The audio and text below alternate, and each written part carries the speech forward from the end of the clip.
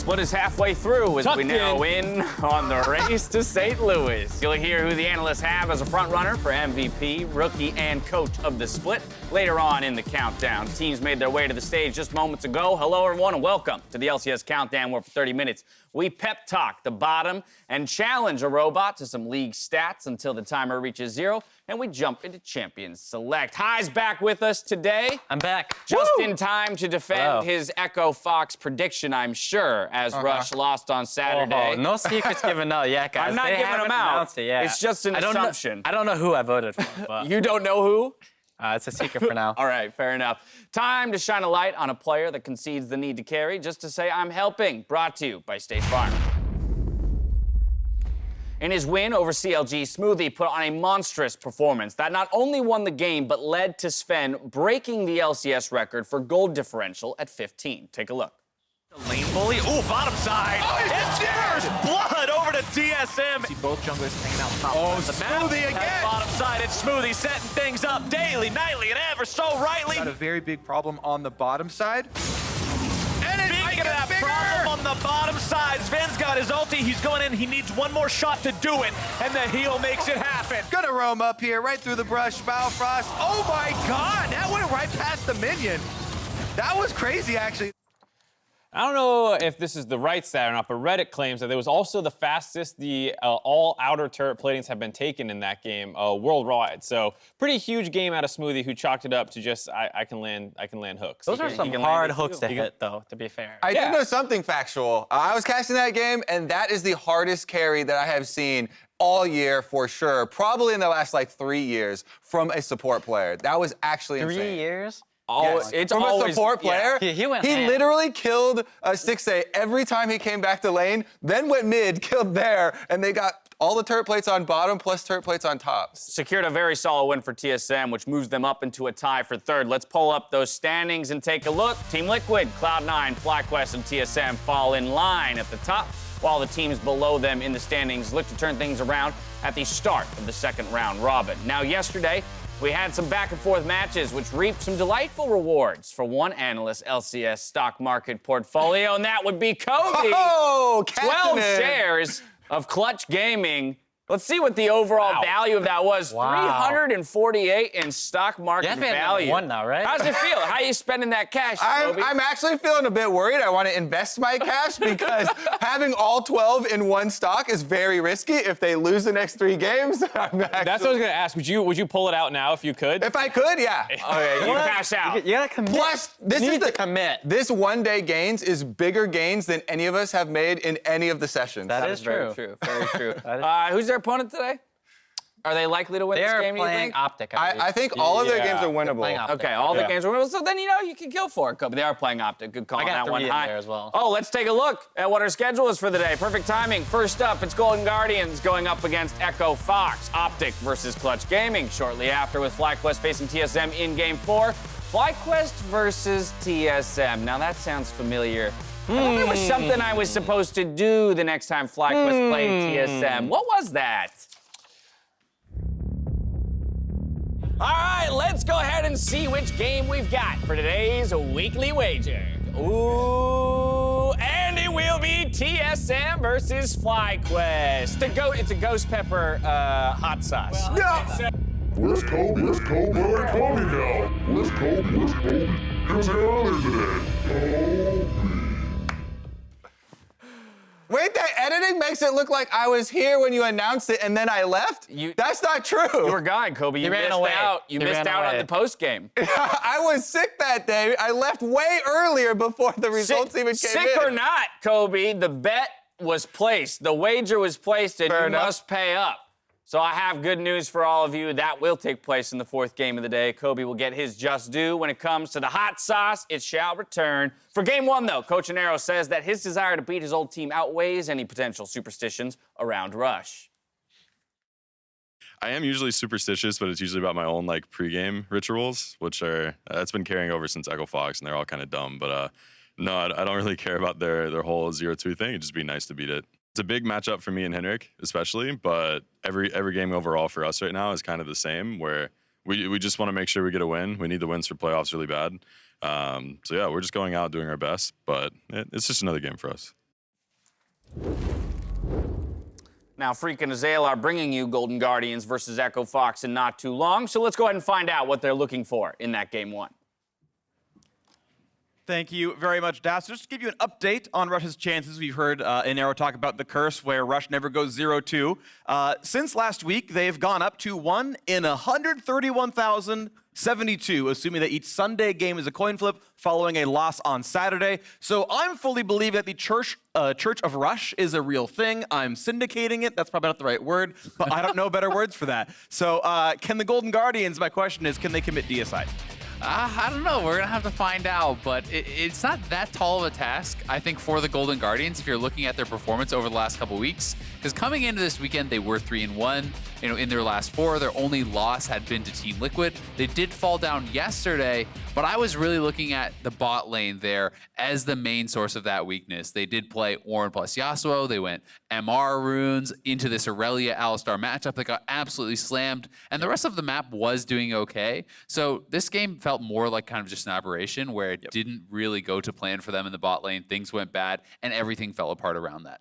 If this team returns to normalcy, plays this kind of late game scaling style with Froggen in the mid lane, plays this team fighting a comp around that, I definitely think that they can beat Echo Fox today. They have looked good.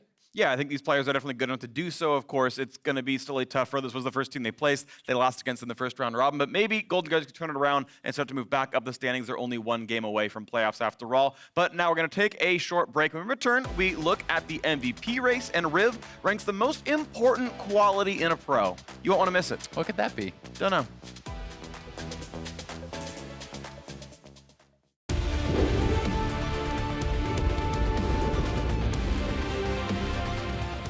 Welcome back to the LCS Countdown. Since today marks the halfway point of the regular season, it's time to start the conversation of the End of Split awards. If the split ended today, how would you 3 award MVP, Coach, and Rookie of the Split? Let's start with coaching here. I think for me, the guy who jumps out the page is Invert. He's someone who I've actually kind of been following for a long time because he was the coach for the University of Toronto team that had a great run in the collegiate finals. And then they ended up a number of them, Airy, JJ, and No, plus him, all going to FlyQuest Academy. He was there for a long period of time, and I think he was a great candidate for it because he's taken over for that team. Yeah, FlyQuest has been doing really well and super surprising, but they just got beat by Cloud9, and I would go with Reaper because still to this day, I like how he continues to push the team to play so many different champions, so many different styles. This is one of the teams that has a lot faster game time. They're also trying all these different compositions. Right, and then my vote would go for Kane. You look at Team Liquid, and it's not surprising at the first, yes, but at the same time, if they didn't have a strong coach to make sure that they're first, they probably wouldn't be as dominant as they are right now anyway. So my vote's for him. Seems natural that we'd be looking at the top 3 teams of the league in terms of having a strong leader and strong coaching staff to lead the charge. What about rookies, though? This is always, to me, a more interesting conversation just because it's typically with a lot less evidence. Yeah, I don't know how interesting this one is, though, because it feels like it's Viper hands down and it's not very close. I would throw my hat in the ring for Vulcan as well. Would you actually vote for him, or is just an option? I think I would still, right now, vote for Viper. Okay. But I think that Vulcan at least has a possibility of entering that conversation. Right, you've got 9 more games to go, but at the current moment, talk to me a little bit about why Viper is the clear pick. I think when you saw, we talked about Flame and then Viper, it looks like a downgrade. Then he comes in, he plays his first couple games on tanks, looks solid, that's great. And then suddenly he starts busting out that Riven that we were all kind of waiting for, and the wins kept rolling in. So it's like, okay, well, he is stepping up on a very good team in being a carry threat for them. What are the other rookies really doing? It's almost incomparable at this point for me. Right, and even despite his loss yesterday on Aurelia, he looked really strong on Aurelia until some members on the team started, making interesting decisions, and then he followed along and died along with them. But he looked really strong on Aurelia as well. Well, Viper, the front runner there. Next up is MVP, but before we talk about our MVP candidates, I want to take a look at the POG tracker because, as we know, Player of the Game awards do feed into that ultimate MVP title. Core JJ topping the list with 4 Poggers. And then, of course, Pobelter and Sven following up close behind at 3. Yep, Core JJ, the Pog champ, and I feel like he's probably everyone's favorite for MVP right now. He really has made such an impact since joining this league, and it does help that they added him to the dominant bottom laner that we've had in North America for so many years, Doublelift, but Core JJ still manages to stand out next to Doublelift, creating so many of the plays for the teams, even a lot of the game-ending plays where flanking later gets the big engage for Team Liquid and actually secures them victories. I think the coolest thing about him is that he's a world-class player that has won Worlds, and he comes to NA and he shows that he's a world-class player, and we're all like, okay, I see why he won Worlds. I understand now, so I like that a lot. And it is pretty crazy to think that on, Doublelift being the MVP of summer, on a team that is similarly leading the charge and winning the LCS handily so far in spring, is being essentially eclipsed by someone else on his own roster. Right, but I still think Doublelift, his name is out there a little bit. He leads the league in a lot of categories. He has the most kills, the best KDA. He gets the most gold of anyone. He's on the best team, so clearly he's like their carry. He's the guy who's,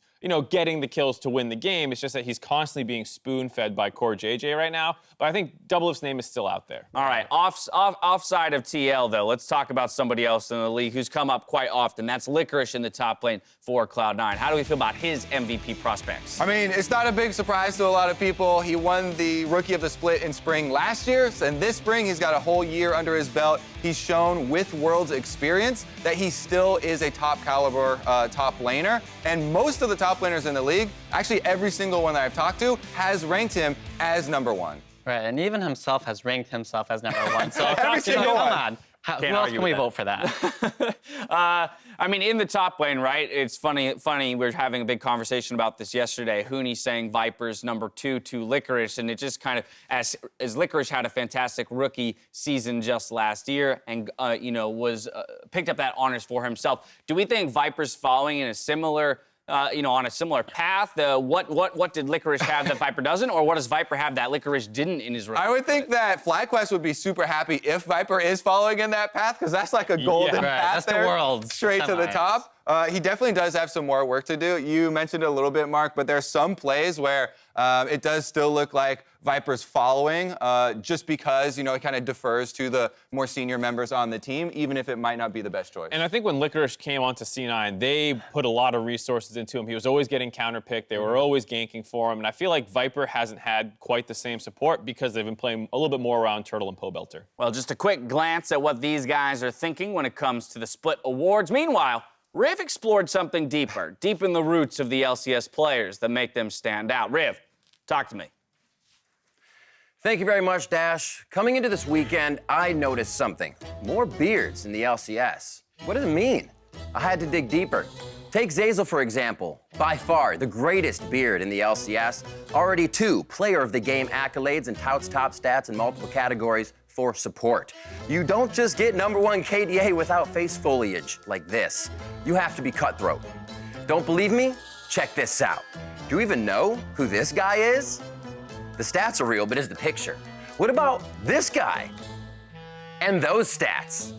Not the beard, the stats, but also the beard. This is known as the sophisticated lumberjack.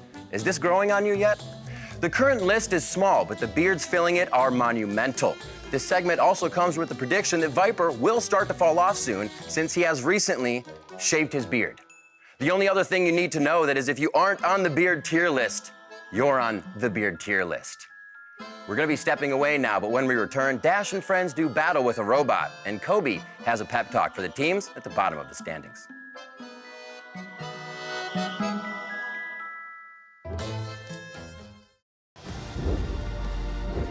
Welcome back to the LCS Countdown, where Game 1 is about 11 minutes away. With some moderate success, we've decided to welcome back our new robotic friend for this week's iteration of Jat's Stats. Wasn't the most pleasant of games last time around. I did. And that is an improvement from last year. Hello, Dash. Oh. Hi, Mark, and Kobe. I am the Judgmental Automated Telemetry Testing Unit. I have returned for another iteration of the wildly successful Jot Stats. All right, well, welcome back. Yeah, wildly. Yeah. Wildly successful. I like them. Hit us with question 1. I have elected to start with a multiple choice question for question 1. Let's hope that is enough. Yesterday Sven set the LCS all-time record for individual GD at 15 against CLG. Who was the previous holder of the record? This is unfair. Your options are choice. Wild Turtle, Xiao Wei Xiao, Huni, Deftly. Oh, man. Huni has destroyed some people. You thought it was gonna be Bjergsen, right? Yeah. But that stat was fake. That was a broken game, actually. It was a chrono broken game that screwed with the stats.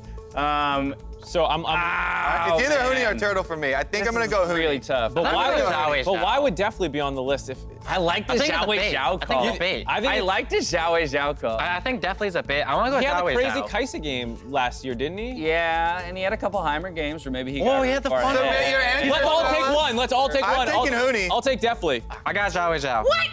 So I get Turtle? You got Turtle. All right, I guess I take Turtle's Turtle. good. All right. The correct answer is Xiao Wei Xiao. I knew it! Why did I jump on this? I made James get it wrong. You can't So listen to that. rude. I knew. They destroyed some games in LCS. I have experienced They had that. some of the most Firsthand. lopsided games you could ever imagine in LCS. Firsthand, I have gotten beaten up. Pride is permitted, but not encouraged. Prepare yourselves, question 2 is coming now. Yesterday, Wild Turtle was able to secure a Baron with a Yasuo auto attack. What jungler has the most Barons stolen against them so far this split? Lyra! Or Rush. I was gonna say Rush. Rush to Rush. I'm gonna stay with Lyra. He's also lost dragons too. So Actually, that's why I might be- I feel like there are more dragons stolen from Rush. I think he's only had 1 or 2 Barons stolen, and Lyra's had a couple Barons. I'm gonna go with Rush though, because I just feel like there's a reason we were more memeing about Rush's inability to smite. I And might he was be even living in the memeing past. himself. That one's too obvious. Rush is too obvious, right? Was Lyra, am I thinking of a split before? Lyra, was it this split? Lyra has struggled with Last smites in split the he had a past. lot stolen. Yeah. But I don't know about this Yeah, split. not this split. They haven't gotten to do many Barons. But Rush is also the obvious, right? Like that's the one that jumps into our head first. And as we know, typical Jat Stats situation. Who That is wrong. else has he How done? terrible and expected. The correct answer is Acadian at 2 Baron steals. Only 2. He's had 2 stolen away? He came into my head. I was Two's not even that many. I kept doing Baron. At least probably like 8 How many? people at So once. Rush has only had 1 then. Everyone's- And then like multiple dragons stolen or Right. something from. Yeah, that was a weak stat. That was a weak stat. Give us something. You can get better Something robot. juicier. Question 3. Come on. I have decided it's time for question 3. Oh, you decided. Coming into the split, Sneaky was the player that had the highest LCS stock value. What player currently has the highest LCS stock value? Deliberate now.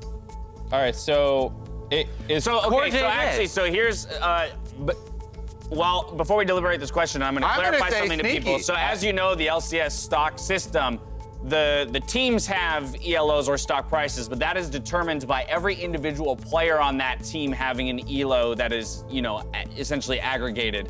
So if you are subbed out in a game and your team loses or wins, your ELO will not change, and that is why individuals can have differing ELOs on different teams. The highest rated teams are the top 2 teams, It's- TL and right. Cloud9. It's gotta be I'm a gonna high- stay with Sneaky. Wait, gotta be did- one. I think it's still sneaky. I'm gonna go Jensen because I think that they would have been to a similar point, and then Jensen has won more recently than Sneaky has. True. So I'm gonna True. go with but Sneaky avoided multiple because losses he didn't play as much in summer. But So he may have had enough cushion already ahead of. I'm still going with Jensen. Still My going vote's on Core JJ, because if they count previous games, he was on Dignitas, right? And he got destroyed, and since joining Team Liquid, he's only won. True, but Right, he but he started You at gotta base. start high. He started at base ELOs. started at You need 100. someone who started high and was on the winning team. And so I think the only person who could take it from Sneaky is quite Jensen. obviously someone on TL because they've had a better Yeah. record than Jensen or double lift. double lift potentially. Yeah. Double lift is a I'm possibility. sticking with my vote. I'm gonna go double lift. Thank you for paying attention, Kobe. It permits me to believe your kind will survive. Sneaky remains the highest Fair ELO enough. player. Fair enough. 151. It was the bait. It was the bait The and switch. answer's in the question. Yeah, the answer's in the, answers in the question. Just restate the question in answer form. That does and it for this iteration of Jot Stats. I believe this was another wild success and am encouraged by my ability to entertain humans even for a short amount of time. You say it may enough continue time. talking about things far less important. Goodbye. Say it enough times doesn't Goodbye. make it true. Doesn't make it true. Thank you for that. I like that. I got one right. Yeah. Yeah. You That guys one don't was understand. worse than the first time I'm around. happy because I got James to get one wrong by taking the Xiao Zhao answer away from him. That's so rude, man. That's so rude. I was there. I got to trust my gut more often. Let's pull up the analyst predictions for today's games, see what you guys are looking at. Ooh, first 2 games look interesting to me. Mark Z with the Golden Guardians call over I actually don't think Rush. they're going to win, but I have decided to always bet against Rush. Just so the one time he loses on Sunday, I can be there with my hand up. I called it. Then don't say that you don't believe they can win right before the game is played. Gotta That takes believe. away. I'm couching it. I'm Fair absolutely enough. There's a couching it. fallacy for this. When you invest too much time into something and then you're committed to Sunk it. cost fallacy. Yeah, Game this is 2, what's happening right now. the most Absolutely. split game here. Across the board, we got 2 votes for Clutch and 2 votes for Optic. Let's talk this one out for a quick second. I think that's probably the closest match of the day. Right, they're both 3-6, right? Right, and they both are coming off wins yesterday. But I think for me, Optic having a little bit more control in the mid to late game this time around. It sounds like Big was having a larger voice. We still know that they're good in early games, so I think that they have figured out some of their late game problems, and I don't think that they're going to lose the early game quite like they lost yesterday. They are subbing in Dardoch though, right? And I felt like True. Medios was doing quite well. Dardoch was good too, though, before. It's been a while. It's been a It while. has been a bit But he's since we've played in seen him. LCS before, so he knows. Yeah. But his record in the beginning of the split speaks for himself. Sorry to cut you off. Right, no, that's fine. I believe in Clutch personally. I'm feeling their power. I think the Monte is going to pop off today. I'm voting for him. Just anything to vote away from Mark. Not that I knew what Mark was voting for, but when I don't have his guess, I feel good about my guess. You feel much better about yourself. Yeah. I hear that. I hear that. Yesterday, Clutch was one of the games that had very interesting drafts pop up. How do you feel Optic can maybe stack up against a Clutch that's willing to draft so many flex picks to secure good lane matchups? I feel like Crown is pretty well equipped in the mid lane. He's shown a lot of versatility and he's ready to step out there. But I think that's a good point. The backs up high and my predictions here. Look, as far as what they're gonna do. They played weird stuff in other lanes before. Anything that buries Mark and bolsters. You're gonna bring up the York? People always just bring up the York. Biggs played stuff. All right, well, if you find yourself in the clump in last place, the halfway point of the split can seem very dire, but also could be a moment for rebirth. So Coach Kobe is going to share a few words to fire up their spirits. Head out there, Coach Kobe. Come with me. Everybody group up. Get in the huddle here. All right. I know you're feeling down. It is halfway through the split, and you're in hell. You can stay down there in the standings, or you can climb out, because great moments are built on great opportunities. League is a game of inches. It's about how hard you get hit and keep moving forward. It's really simple. You've got 9 more games in the regular split. That's it. They think they know your laning. They think they know your draft, your flaws. But they don't know your heart. And if you can take your heart and leave it all out on the rift, you might get a win. And if you get a win, after that, you get 1 more win. Now you've got 2 wins. Well, if you get 1 more win, then you've got a win streak. And it's been done before. If you can start a win streak, then you can prove that even though you're hard stuck, you're somebody. Yeah! Let's go! All right! Wax on, wax off, feel the rhythm, feel the rhyme. If you can dodge a wrench, you can dodge a ball. Let's get in the game! Let's go!